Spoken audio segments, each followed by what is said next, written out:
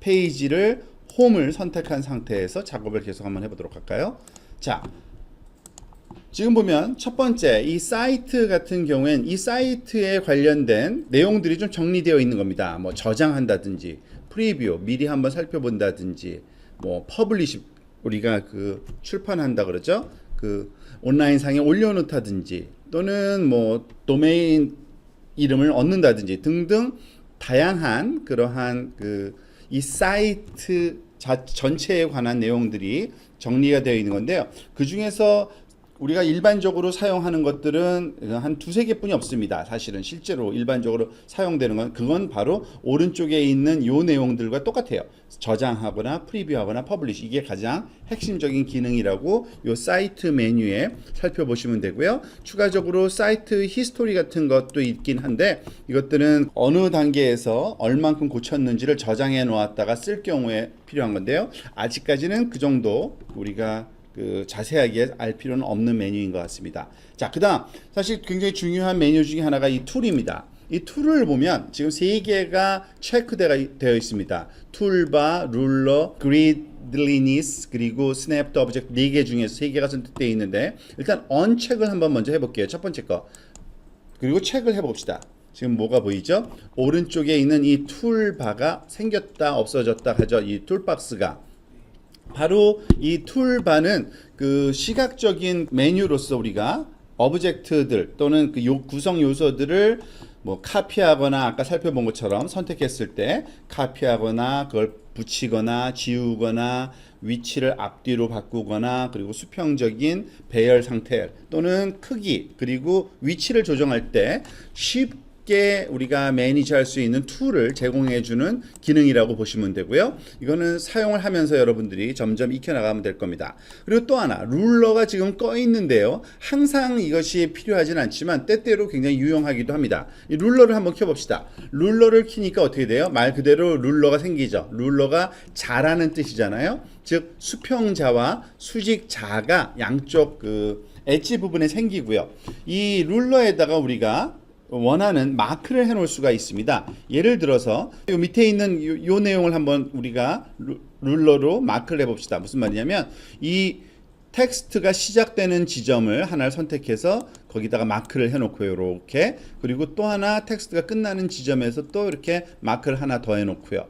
그리고 또 수평적으로도 위아래 수직적으로도 마크를 하나 해서 이 마크는 그 클릭하면 생기고 그것을 그 드래그 앤 드롭으로 움직여 다닐 수가 있는데 자 이렇게 놓고서 다른 그 메뉴가 나타났을 때 그러니까 다른 페이지로 이동했을 때 그 페이지에 똑같은 내용이 위치가 잡혀야지만 정렬이 잘 된 그런 사이트를 만들 수 있잖아요.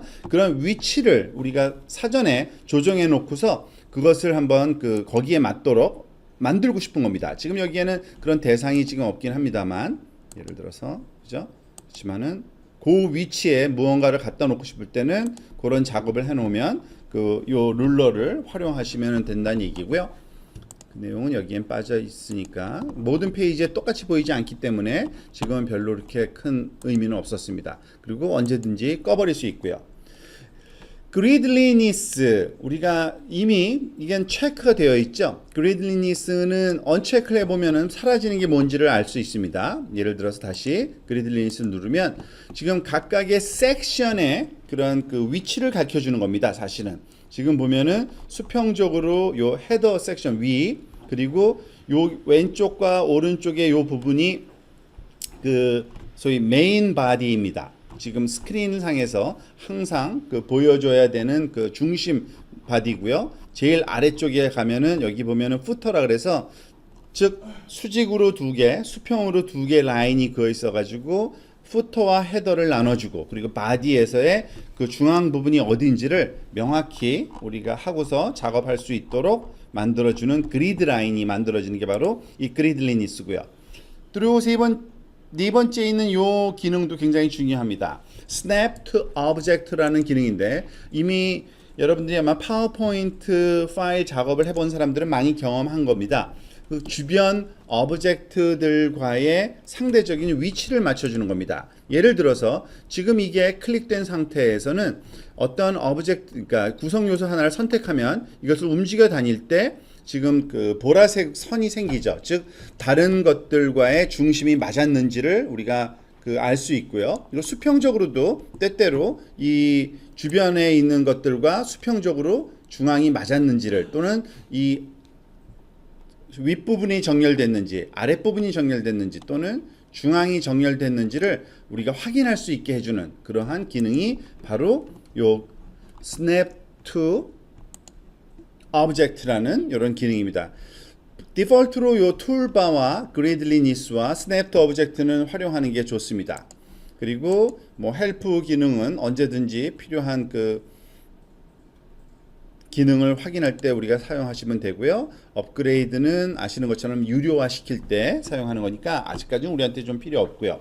그리고 Zoom Out and Reorder라는 요 마우스 버튼을 한번 눌러볼까요? Zoom Out은 그 먼 거리에서 한번 살펴놓고서 이제 전체적인 그 구조를 한번 잘 한번 정리되었는지를 살펴볼 때 외부에서 브라우저로 들어왔을 때 어떻게 보일지를 한번 줌아웃해서 전체적인 그 구성 요소의 배치를 한번 정렬해 보는 거고요.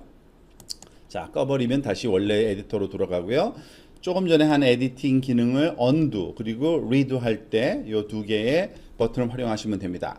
그리고 스위치 에디터 뷰 예상대로 모바일 뷰에서 우리가 사이트를 봤을 때는 어떻게 보일지 그것을 한번 확인할 수 있고요. 보시다시피 모바일에 맞도록 우리가 보통 이거를 반응형 웹이라고 그러죠.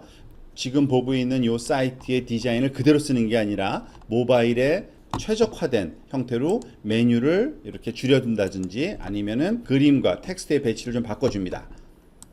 그리고 그것을 좀 더 에디트하고 싶을 때 이 에디트 모드로 들어오면 되는 거예요. 그리고 데스크탑 뷰가 일단 디폴트니까 그걸로 갔으면 되고요. 세이브 당연히 저장하는 건데요. 이 세이브를 누르게 되면 어떤 일이 발생하냐면 제일 먼저는 여러분한테 사이트 이름을 물어볼 겁니다. 왜냐하면 지금 처음 템플릿을 선택해서 조금 에디트를 하긴 했지만 내 사이트로 완전히 저장한 적이 한 번도 없는 거예요. 그러니까 이름을 주어야지만 저장이 되는데 우리가 지난번에 한 것처럼 그 자기의 기본적인 사이트명이 나오고 그 뒤에 폴더 이름으로 지금 만들고 있는 이 사이트가 저장이 됩니다. 예를 들어서 샘플이라고 우리가 큰 작업을 하진 않았으니까 샘플이라는 이름으로 사이트를 저장하고서 계속 작업을 한번 해보는 것도 바람직할 것 같고요. 그리고 언제든지 우리가 원하면 그 지금 그 퍼블리시를 할 거냐를 묻는 건데 세이브하고요. 퍼블리시는 할 필요 없고요. 아직은 작업을 많이 안 했으니까. 그리고 프리뷰를 누르면 우리가 지금 만든 사이트를 한번 이렇게 살펴볼 수가 있을 겁니다. 사실은 아직은 그 에디팅 기능을 충분히 활용해 보지 않았잖아요. 그래서 조금 더 에디팅 기능을 더 추가적으로 살펴보는 시간을 또 갖도록 하겠습니다.